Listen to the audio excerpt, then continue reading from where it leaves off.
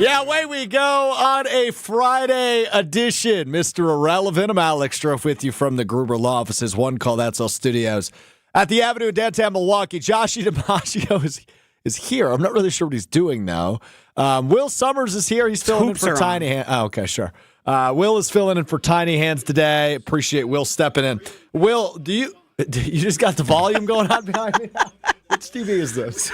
Somebody must have just been watching some hoops. It was Homer. Yeah. It was 100% Homer. So Will, who joins us, he's filling in for me today on KBN. He's filling in for Chris Larson on the Homer Hour and Marquette basketball this week. So part-time Will's been working a lot. Will, Homer came into the studio yesterday about, I don't know, what would you say, 4:30?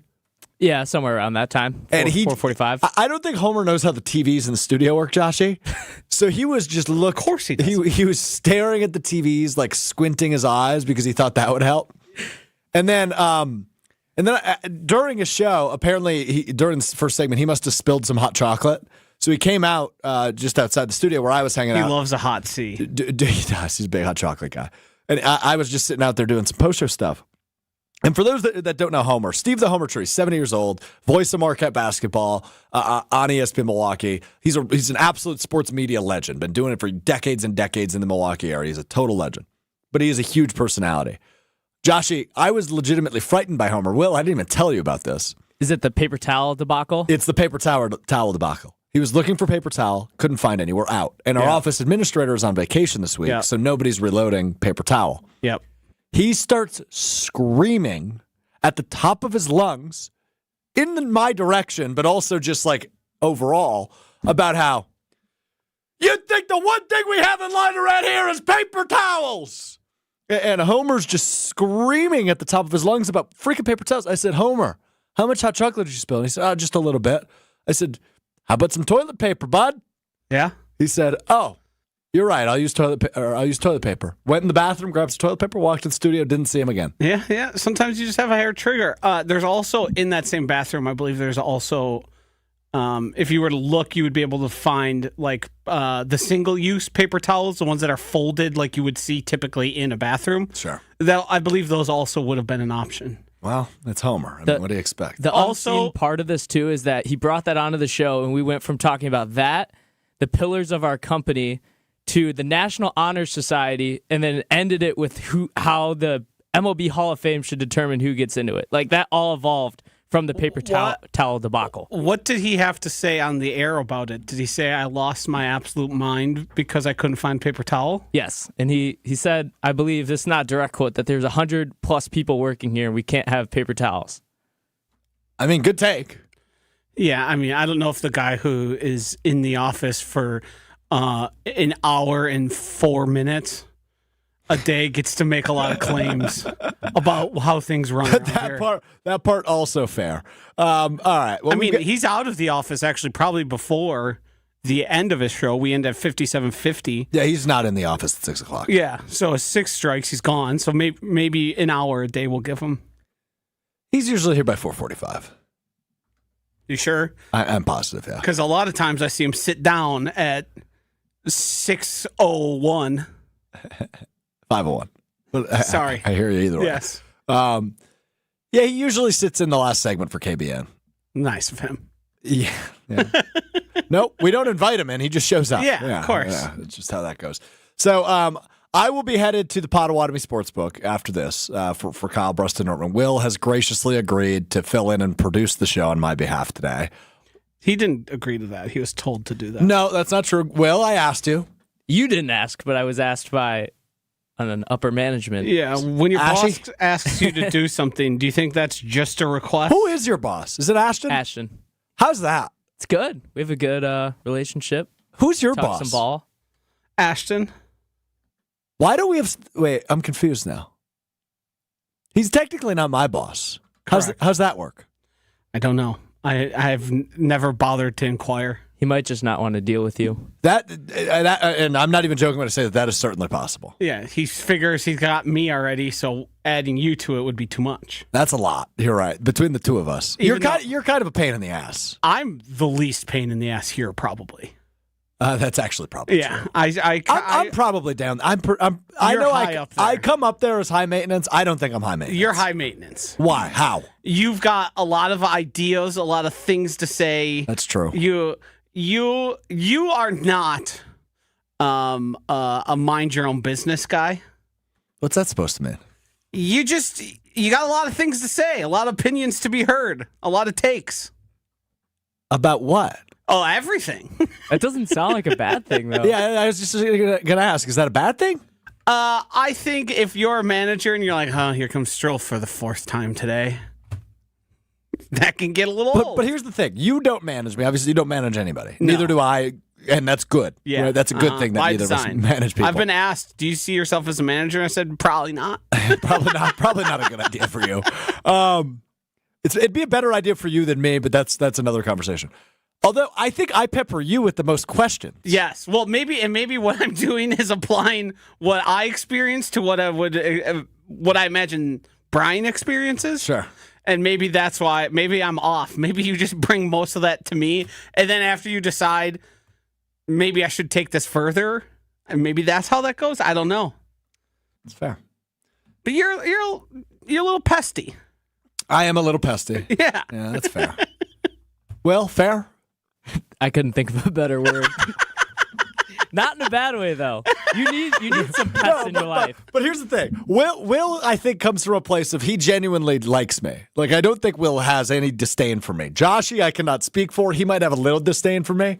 But I think you got to have a little healthy disdain for everyone. I don't think that's true at all. But here's the thing. You got to balance the scales. You know me. I love people. Uh-huh. I really don't hold disdain for anybody unless you've wronged me in the past. Yeah, If you've never crossed me in any way, shape, or form, I have nothing bad to say about you. Except maybe you, but you're an exception because you're the worst. I've got a mental file on everyone. I don't want to know about that. Can you pick up my file for a moment? Sure. Any things that stick out where you're like, that was the moment that changed my perception of Alex W. Strouf? No, not specifically. There's just, things of character, things that I realize, file in there. And that it's much like with Ben Brust. When I didn't get the invite to his wedding, it was very easy for me to comprehend why. There are ways to categorize people in your brain of, oh, that's how that person is, and that's how I should evaluate their decisions. I'm not going to be offended by those decisions. It just helps me understand them. So sticking with me. Yeah. Is there a way I operate that is just your understanding of me? Yeah. How's a good way to say No, it doesn't need to be good. Just say it. Here if I were to boil it down into a few things. 1, ego. Sure. 2, energy. Sure. 3, pest. I think I can live with all those. It's not the first time I've heard it. Yeah. Yeah, and I mean, everyone has an ego to be in this business. We're putting ourselves in front of microphones, in front of cameras, so everyone has a healthy amount of ego. But when you look at things, you can it helps you understand if someone does something. You go, well, that's annoying.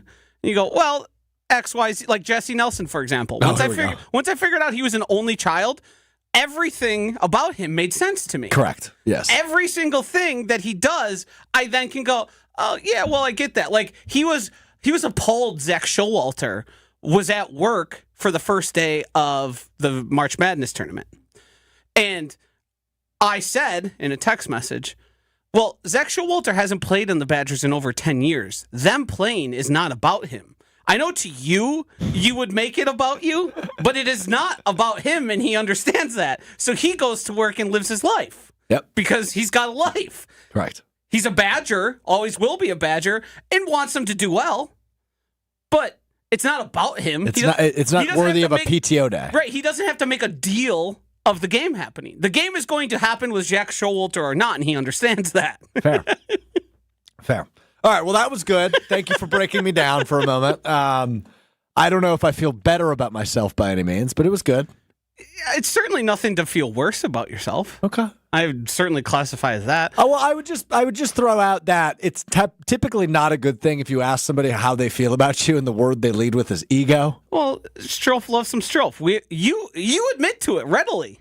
I do love me some me. Yeah. I think I'm a freaking genius. So, whereas I have a little more self-disdain. Are you? Well, yeah. I'm probably my own biggest critic, but again, I think that's normal. To some degree, yeah. But the idea of imposter syndrome, I don't think could ever cross your mind. You'd be like, yeah, of course I'm calling the Super Bowl. Yeah, duh. Okay, now that's an example where I would say you're right. But it is something. Wow, we're getting really deep on Friday. It is something like my ultimate. I had this conversation recently with my manager. Here's how my one-on-ones go. Oh boy. Yeah. Tread carefully, I think. No, we're okay.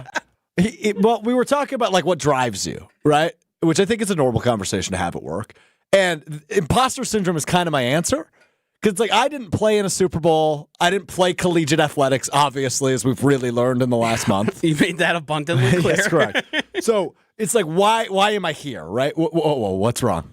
A Baylor player just tried to dunk the ball, and it touched ground past half court the other way because he missed. He hit back rim. It went over half court to be fielded by his teammate. Yikes. It would have been a sweet dunk. He just missed. All right. Well, fair enough. Yeah, so anyway, the NCAA tournament action continues. Badgers get a win yesterday. We'll dive into that in a bit. You lost on the imposter syndrome. That's what fuels you? I want to prove I belong, yeah. So maybe that's where the ego comes in. See, because I feel like you just roll up and maybe it's means good job by you, and you just think, yeah, duh. This is what I do. I think that's also just me being dumb. Not the most self-reflective in those moments is what you're saying. No, definitely not. No. Maybe in the lead up or in the post go, wow, that was crazy. Yes. But in the moment, you're this is what I do. Like, this is where I thrive, right? Like, it's about time I was elected president. Yeah. It's good thing we kicked old Jim Nance off of the Masters broadcast. It's getting old. Yeah, that's good. All right. Wow. That was the most reflective segment we've ever done on the show. And to be real honest with you, I loved it. Let's get to this now. The big news of the day, just coming out within the last hour, as Adam Schefter and multiple other people report. Aaron Rodgers is visiting with the Pittsburgh Steelers today. And that is Rodgers' first official visit with the team. Right, he's been off wandering on the beach lines of the United States and other countries wearing a blanket while he reflects on where or when he will sign somewhere if Rodgers is going to continue playing in his 41-year-old season after 2 abysmal years with the New York Jets. Rodgers visiting with Mike Tomlin and the Steelers today, which I think we've said for a couple weeks now, seems like the best fit for him. Unless the Vikings were to come calling. But it's become completely evident the Vikings want nothing to do with the Aaron Rodgers debacle, which has been just that, a debacle since he's left Green Bay. Speaking of ego, Joshy, talk about Aaron Rodgers, a guy that enters a room and believes he is the smartest guy in the room. When he got to New York, he wanted to have a hand in personnel decisions and who they would bring in. He wanted to make sure the coaching staff was a staff he got along with, a la Nathaniel Hackett, who went from Green Bay, became the head coach in Denver for 1 year, and then wound up back in New York with his buddy Aaron Rodgers. And it didn't work because Aaron Rodgers is not a general manager. He is an aging quarterback. That's not to say Rodgers can't be effective and have some good games left in his system, right? Like, I still think there is a little bit of tread left on those tires when it comes to Aaron Rodgers. Is he going to be MVP Aaron Rodgers? The odds of that are very slim. But can he be a functional quarterback within a solid team and a solid foundation, right? Where Pittsburgh is, they win 8-9 games every year minimum. I think so. So this seems like the best fit for Rodgers as long as he is ready to be pushed and not run a team, because that is Mike Tomlin's team and nobody else's, as Rodgers officially visits with the Steelers today. It's always good to talk with Aaron Rodgers' biggest fan, in Joshie DiMaggio. Do you care? No, because I think the floor for what Aaron Rodgers and the Steelers will accomplish is probably higher than the Jets just because of institutional stability and security. I believe Mike Tomlin is the longest tenured head coach. That is correct. His job is not going to be dependent on how Aaron Rodgers performs and how the team performs. Like, they're not going to fire him if that goes poorly there. I don't think, and this isn't just me being a hater, oh, he sucks. I don't think the marriage of him and Arthur Smith is going to go well.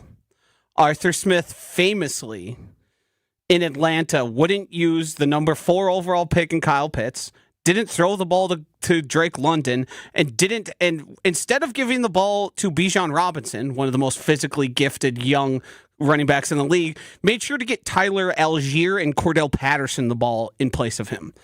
Arthur Smith brought Cordell Patterson to the Steelers. They also have packages for Kelvin Austin to touch the ball.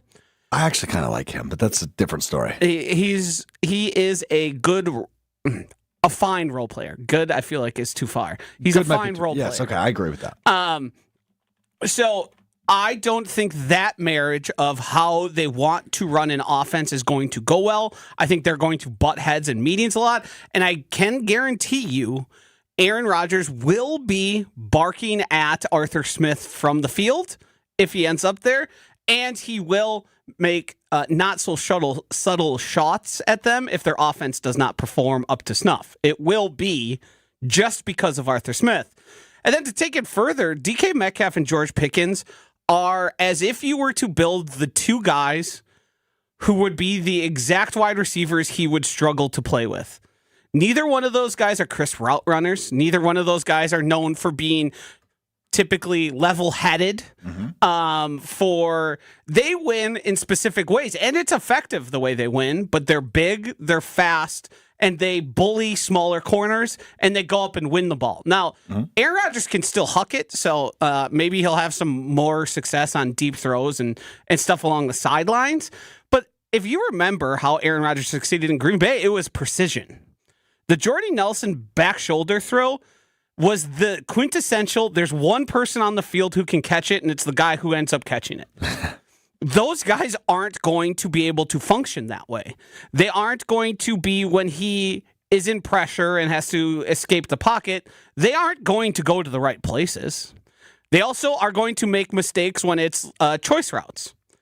Because that's just who those guys are. They're not Devontae Adams polished.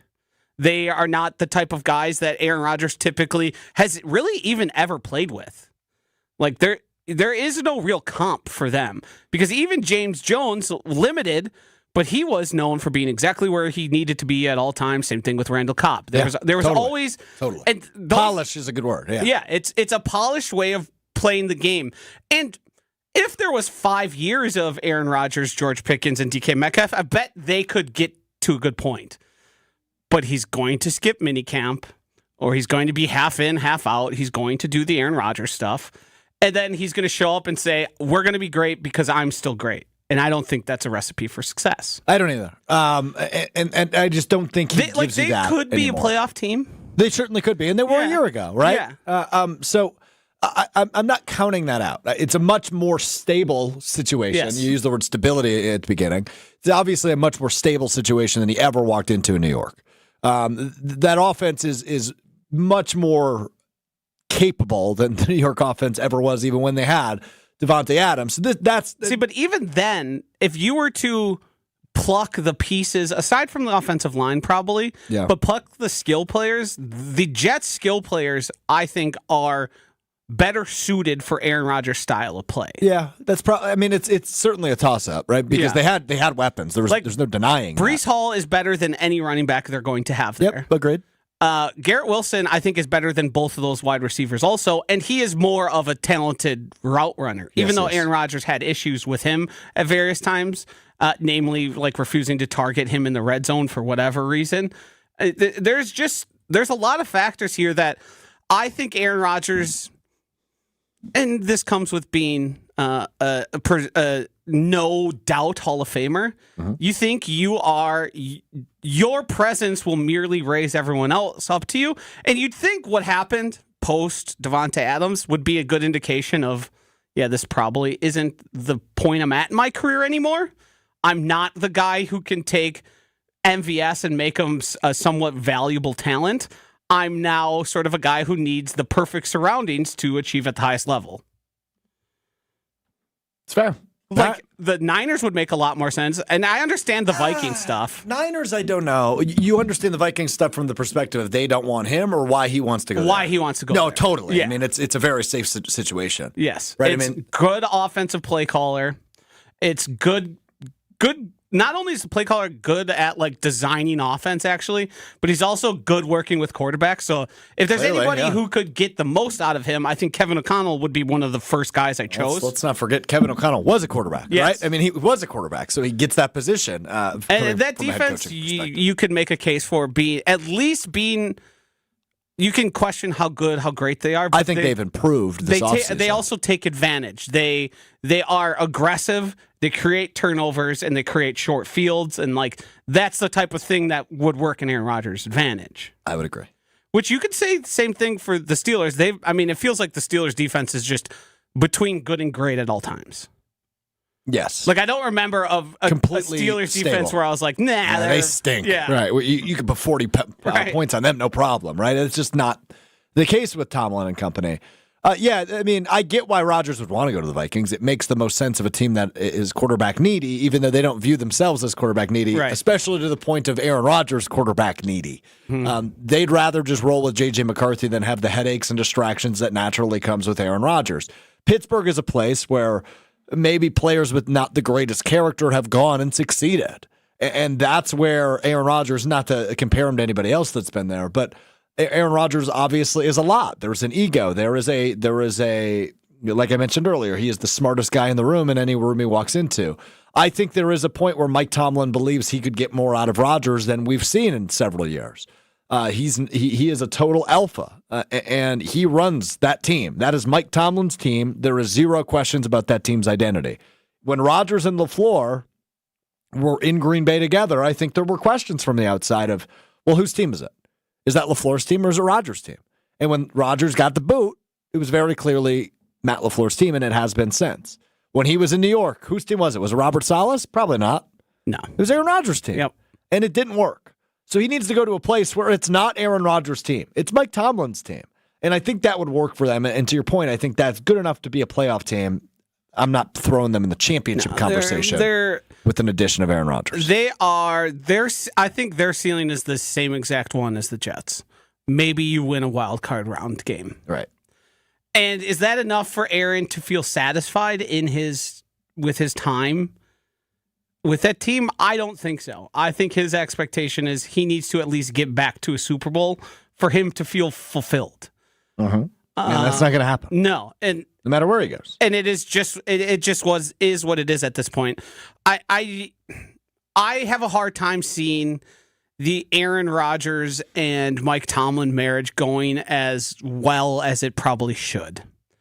I don't know if he'll humble himself. I don't know if Mike Tomlin won't hesitate to criticize his own guys. No, he will not. And I don't know how Aaron Rodgers is going to take that.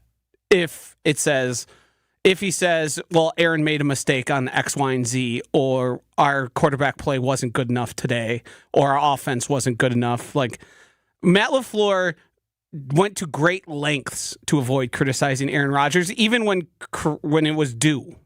Went to great lengths to first blame himself, which he still does. Yeah, that's just him, though. Yeah.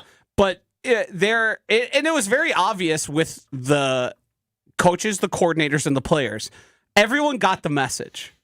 It's everyone else's fault but Aaron Rodgers. And I don't think that is going to exist with where he is in his career and the place he most likely is going to end up playing. Yeah, I fully agree. All right, well said there. We will keep an eye on Rodgers' watch, which I imagine, even with the visit to Pittsburgh today, is not anywhere near an end. Nah, well, no, because he's got to announce it on McAfee first. So even if they have a deal...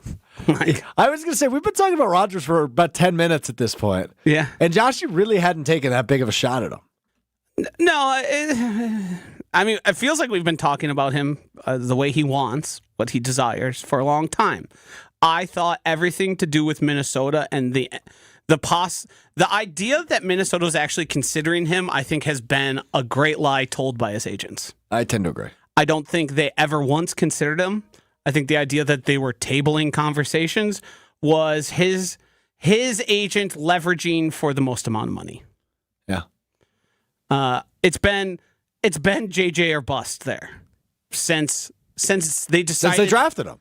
Right. Because let's keep in mind, and I think I mentioned this earlier in the week with you, Joshy, and I know you know this, but people might forget that Sam Darnold was not their plan A. No, he was supposed to be a plus option at backup. Yes, he was supposed to be a veteran guy who could mentor a guy that was drafted in the first round like he was. And maybe start the season if needed. Maybe. But I don't even think that was indications from all the credible people around Minnesota made it seem like it was JJ's job, and he would have to perform in like the mini camps, the rookie camps, and training camp pretty poorly to not get it, which is certainly possible. The guy hasn't played a football snap in what's going on now 2 years, so there's going to be some element to rust just involved of, hey, we're playing live football again. Yeah. That Hard Knocks, though, if Rodgers goes to the Steelers with Pickens, DK, and Mike Tomlin, that might win an Emmy. It's going to be an adventure. That would be an Emmy. They're not eligible, though, because did they make the playoffs? They did. Yeah. So it has to be 2 years, no playoffs. 2 years, no playoffs, and non-first-year head coach. Yep. So I don't really know what your options are this offseason, if there's any good ones. No, you can't really tap the Giants again. Can't do the Bears again. Could go Cardinals, I guess. Duval. New head coach. I just wanted to say that. Okay. Well, it was a fair spot. You could to do Cleveland. Miami? Yeah. Cleveland? Miami made the playoffs last year, 2 years ago. Oh, yeah, you're right. Remember, they were one and done. They were the biggest fraud. They were the fraud team entering. Everyone goes, well, this is one and done for sure. Seattle? New head coach. No, he's second year. When did they make the playoffs last? Was it 2 years ago? 3 years ago. No, because Pete Carroll. I don't think they fired him. I think they mutually agreed to end the relationship. Same thing with Bill Belichick, though, where it was like, all right, we're done here. We don't want to say the mean words, but you're fired. Correct. So we're going to have a co-press conference to talk about why you're stepping down. Yes. Okay, yeah. I'm not a big Hard Knocks guy. I was so locked in on the Rodgers Jets Hard Knocks. I was at a time. I lost. Well, the most interesting thing that came out of the Jets version of Hard Knocks was how clear it was that Aaron Rodgers and the Jets had say on what was put out and how it was put out. Aaron Rodgers was saying stuff on Hard Knocks about how it was going to be shown before it even made it onto TV. Now, why would that, Brian Windhorst, why would that be the case? Do you think in the past the other quarterbacks on other teams were getting forewarning of what might be shown that week on Hard Knocks? I'd guess not. See, that's probably the correct opinion, Joshy. Yeah, interesting. Yeah. All right, let's get to madness a little bit. Brother, it's been mad. Yeah. Little underwhelming, honestly. Not a ton of upsets. McNeese was the big one yesterday. Yep. My guy, Amir. Your guy, Amir, who you called last Friday, we talked about who could be the cult heroes of March Madness, and Amir Khan, who is the student manager of McNeese. The Cowboys are rolling. They beat the Clemson Tigers, who I had in at least the Elite Eight in every one of my brackets. So not a hot start for old Strouf. I got a text from Will last night. I don't know, what was that, about 6, 7 o'clock? Yeah, it wasn't that late. I think before the last slate of games started. Yeah. And you said, I keep refreshing the ESPN Wisconsin Bracket Challenge, and you are still in dead last. I was in dead last place. Wow. Yeah. I've been bad. Now, my approach to building a bracket is simply fading the public and using betting odds to determine who's more likely or not to advance. So I really have no opinions when it actually comes down to, oh, that was good or that was bad. I just pick based on, because they tell you on ESPN, like 80% of people are picking this upset. Yep. Guess what? I'm picking the other team. Yeah, I did that with Michigan and UC San Diego quite a bit. Yes. I came off that take a little bit. I was initially big on UC San Diego, and they made it interesting. I mean, Michigan almost wanted to give that game away, but Michigan able to hold on and advance to the round of 32. The other big upset that's being predicted, that game is tipping off right now, Colorado State over Memphis. Now, Tyrese Hunter for Memphis, who's a Wisconsin guy, is not playing. Why'd you just fist bump? Everything okay? That was me being mad. What's going on? I have a bet here that seems to be, it would have been 10 to win 134, and I'm going to hit every leg but one. This is a frustrating one. Sorry to hear that, buddy. Yeah. That was a really weak reaction, too. I just think it might have been something good, even. Yeah, it looked good. It looked like you were happy. I was going to hit the table, then I realized that you'd hear it. And it would become a thing, but then it actually became a thing anyway. Yeah. Gotcha. Okay, I follow. Yeah. So it really hasn't been as chaotic as we typically are used to. Now, maybe that's where today comes in, because reminder, we still have 16 games to play today, as the first 4 have now tipped off of the day. So 12 games still to tip off later once we are done being live here. Wisconsin got a win yesterday over Montana. It was a wire-to-wire win for the Badgers. Maybe not as much of a blowout as some would have liked to see, as Montana was able to keep it pretty interesting. They ultimately covered at the end of the game.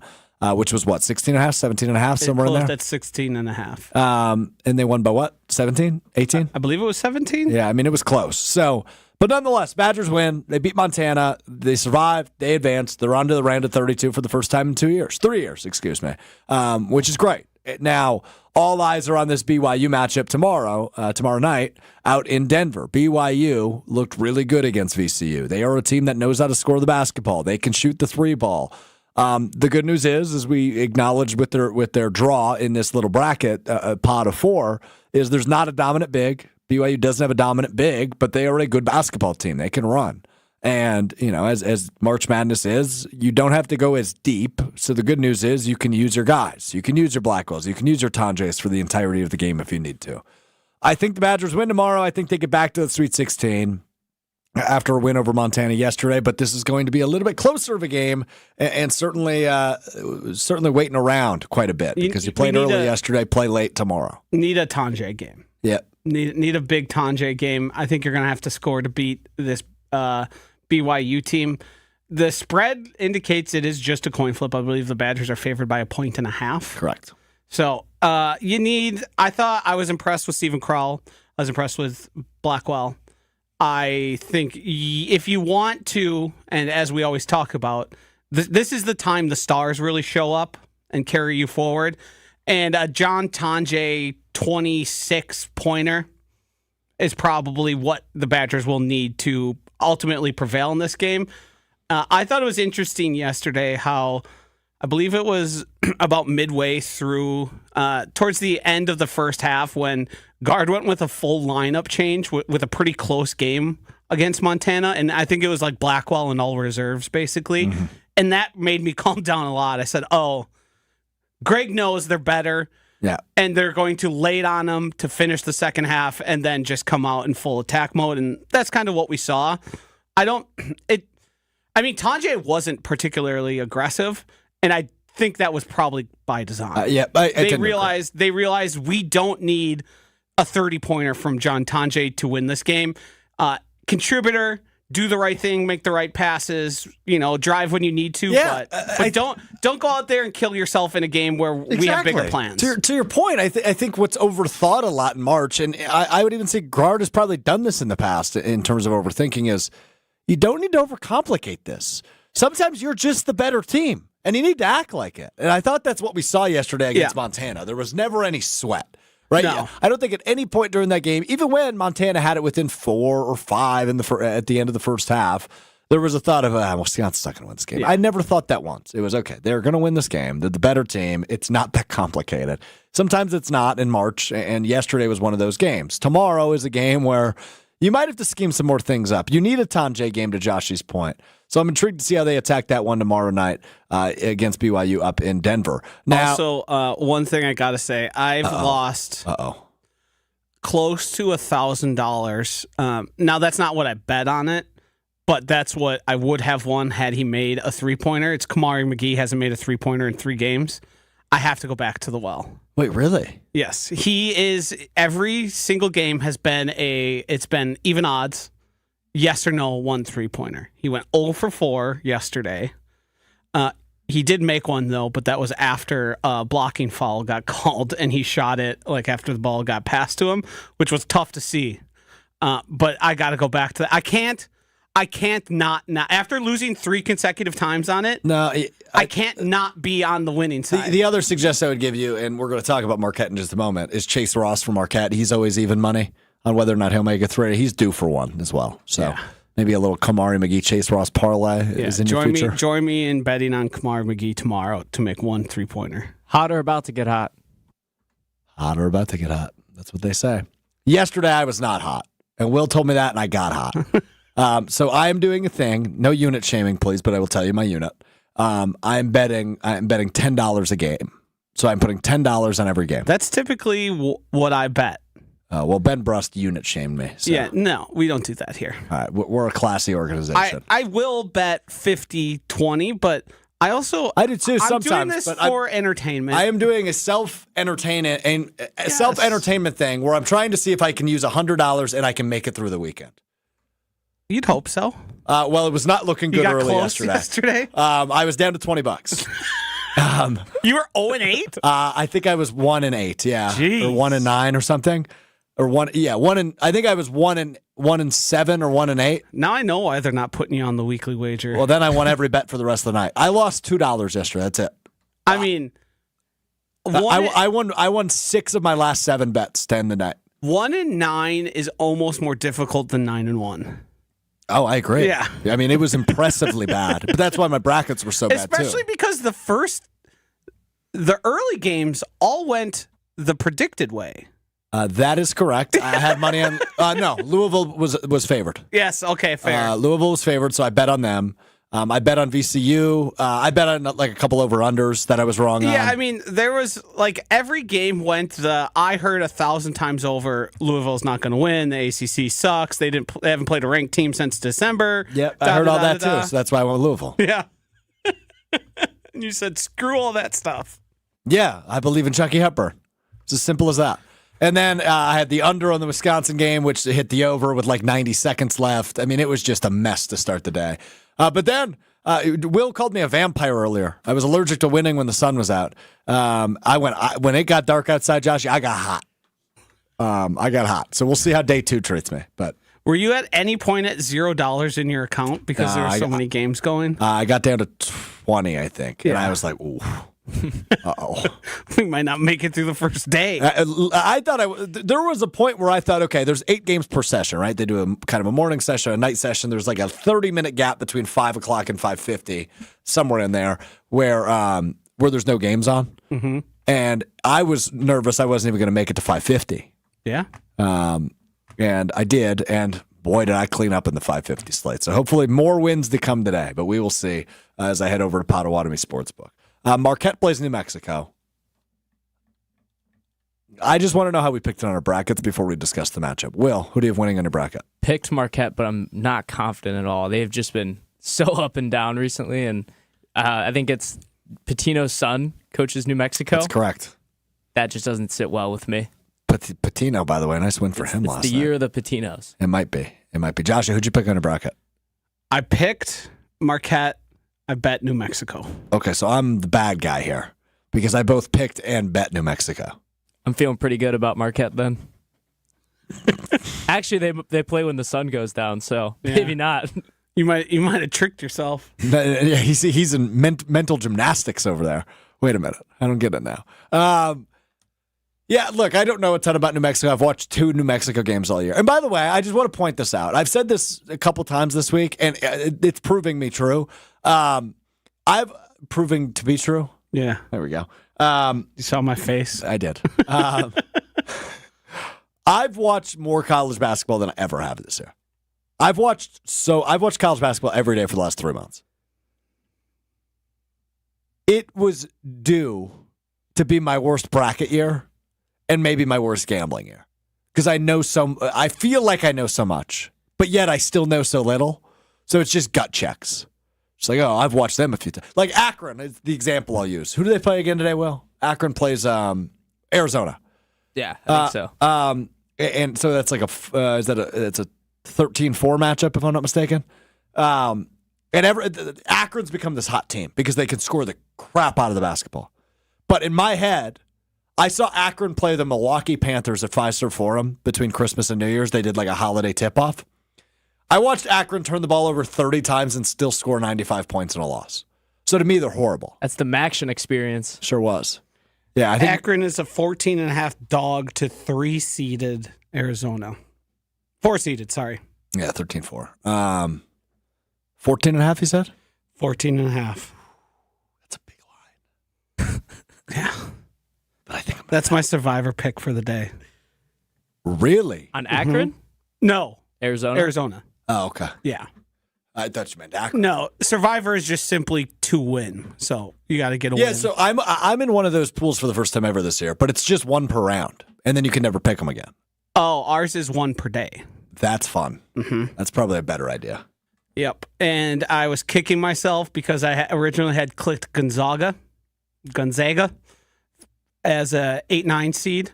Probably not going to pick them against a 1 seed in their next Probably matchup. not. Yeah. And I said, you know what? I've done this before. I always get too cute too early. I knock myself out. I'm just going to take Wisconsin. Both of them are winners, but you'd rather have a Wisconsin, a 3 seed going into the second round than you would a Gonzaga facing a 1 seed. Yeah. All right. Fair enough. Okay, cool. Well, enjoy the basketball the rest of the day. Let's get to what we learned. You learn something new every day. We learn something new today. It's time now for what we learned. I forgot to send this video to Will, so I'm going to have to play it over my phone, which is not ideal. What did you just say to me? Gracious. All right. Well, fair enough. I learned. So I went over to Fiserv today, and I just wanted to see what was going on. So right now, Iowa State and Lipscomb playing. They are approaching half. Iowa State leading Lipscomb by 16 with just a couple of seconds left in the first half. Covering. They are indeed. Late minute. Oh, that's an air ball. Oof. Shot clock violation with 1.9 seconds left. Yikes. So I was interviewing fans that came in from all over the country here to Milwaukee just to like talk about, oh, how's Milwaukee been? What are you doing? How much you drinking? Right? That's kind of, I mean, we're a big drinking city. So I feel like that's a pretty normal question to ask, right, Joshy? How many beers are you having today? Yeah. Just kind of a conversation starter. Well, now, especially college kids.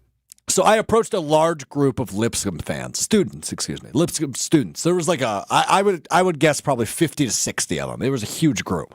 So I just walked right over to them and I said, hey, can I talk to you for ESPN Milwaukee? And their immediate response, Joshy, was screaming, yeah, this whole group. So I'm like, I have no idea who I'm interviewing, let alone what I'm interviewing or what I am going to ask. Like a group of 60 individuals screaming at me. So I pulled one guy aside and I said, hey, how much you drinking today? Hopefully this works. Take a listen off my phone. How many beers are we drinking today? 0. Christian school. 0. We're a Christian school. I didn't know Christianity preached lying.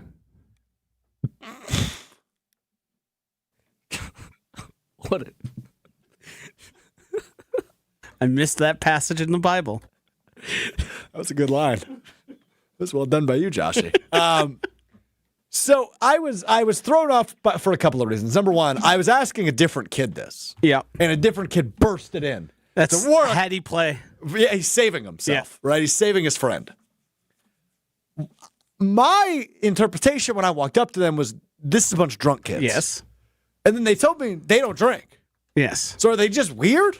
They're liars. Okay, got it.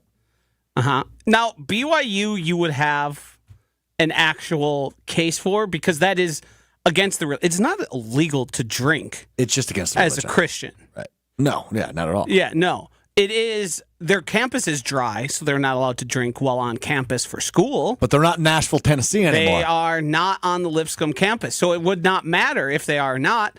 But I would bet there are probably some rules within that university, much like, what Packer was it that got kicked out for making love to his girlfriend? Making love. And getting caught for it? Why couldn't you just say having relations? He's a cordial guy. Yeah.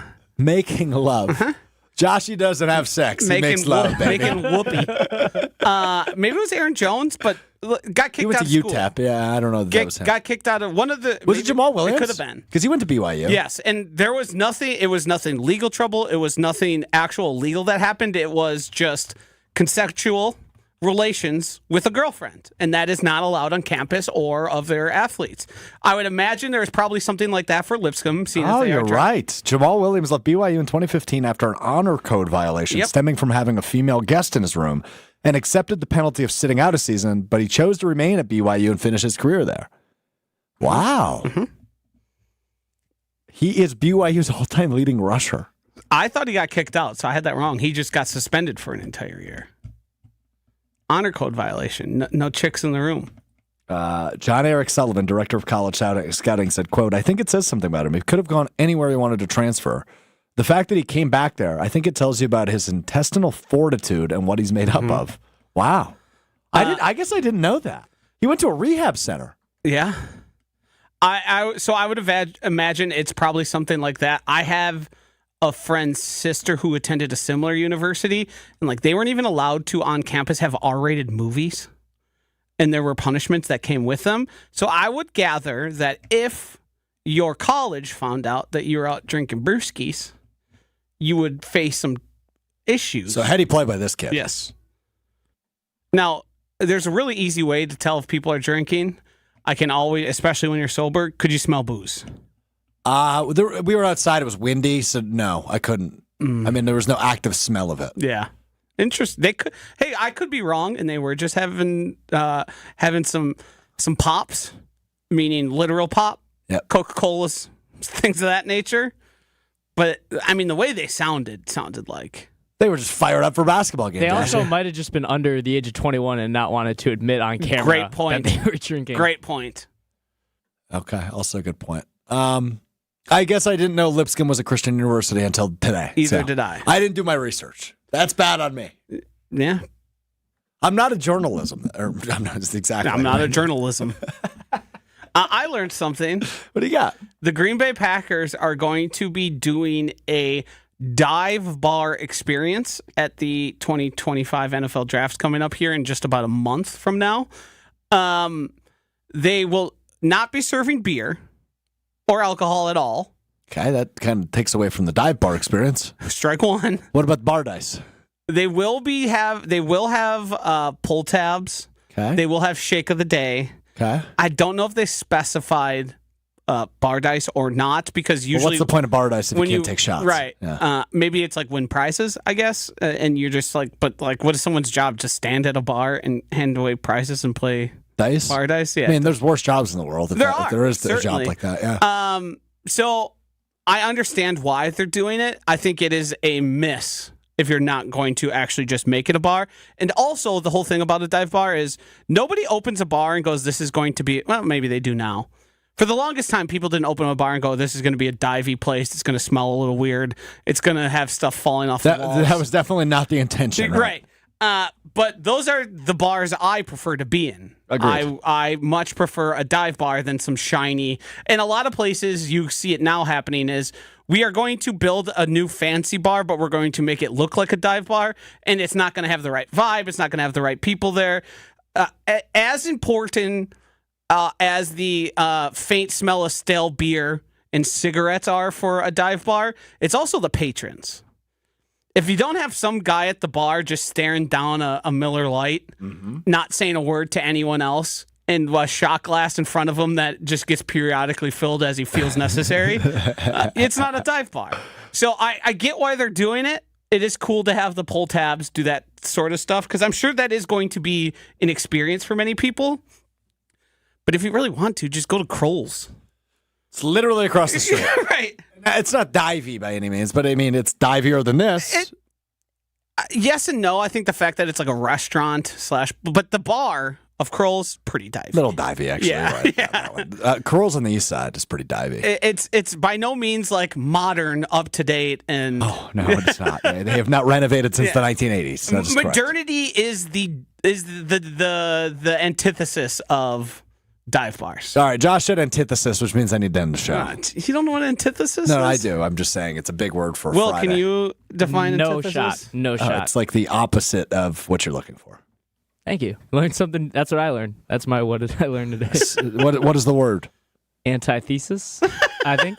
Antithesis? Antithesis. Yeah, but it is spelled antithesis. If at any point during KBN you get asked to speak on air, I need you to use the word antithesis. Ooh, good All right, idea. wait, what actually, does it mean again? It's like the opposite of what you're looking Let's for. look up the actual definition, but Strouf is right. It is the opposite is the easiest way to explain it. It's the antithesis. So, like, If I was going on the Vanderbilt St. Mary's game and I wanted Vanderbilt, I'd say St. Mary's is the antithesis to this game. antithesis of what you were looking for. Yeah. Yes. Or what you I'm were actually cheering for. surprised here. They use the word opposite in it. A person or thing that is the direct opposite of someone or something else. Hello, genius. So Strouf is the antithesis of Joshy Strouf is the antithesis of a smart person. in some ways. Okay. Oh, that's that not was true. low. I'm a genius. We said it at the top of the show. I'll say it now as we wrap up the show. I'm a freaking genius. All right, good hanging. We'll be back with you Monday. Hunter will rejoin us Monday, as will our normal rundown on the video side. A reminder, you can subscribe to Mr. Irrelevant, Apple Podcasts, Spotify, wherever you get your podcast. Enjoy the hoops. We'll talk a little NFL and takeaways from the first weekend of March Madness. Coming up on Monday's show. Thanks to Will for filling in for Hunt Diggity Dog today. Nice job, Will. You're doing great, pal. Appreciate that. C+ job. Call Josh little bro. What's up, little bro? Freak. Talk to you Monday. Peace.